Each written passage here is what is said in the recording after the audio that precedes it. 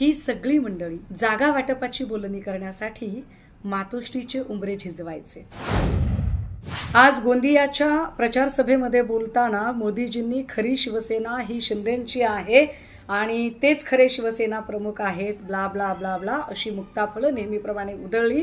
परंतु सन्माननीय पंतप्रधान महोदयांना जरा याची आठवण करून दिली पाहिजे की जेव्हा वंदनीय बाळासाहेब हयात होते तेव्हा जेव्हा कधी तिकीट वाटपांची चर्चा व्हायची आणि अगदी वंदनीय बाळासाहेबांच्या नंतरही ही शिवसेना जेव्हापासून सन्माननीय पक्षप्रमुख उद्धव साहेब बघत आहेत तेव्हाही आधी वंदनीय बाळासाहेबांच्या काळामध्ये अडवाणीजी असतील, अटलजी असतील किंवा आत्ता उद्धव साहेबांच्या काळामध्ये मोदीजी असतील किंवा शहा असतील, तेव्हा गडकरी असतील किंवा मुंडे साहेब असतील, ही सगळी मंडळी जागा वाटपाची बोलणी करण्यासाठी मातोश्रीचे उंबरे झिजवायचे।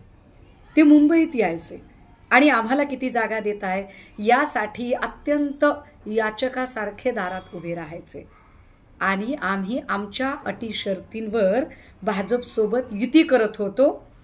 परंतु जेव्हापासून आमच्यातली एक गँग फितुरी करून बाहेर पडली आणि त्या फितुरांच्या प्रमुखाला एकदाही हे शक्य झाले नाही की टेंभी नाक्यावर त्यांनी मोदीजी किंवा शहा यांना जागा वाटपासाठी बोलवावे, उलट टेंभी नाक्यावरचा माणूस हा कुर्निसात आणि मुजरे करत दिल्लीला गेला।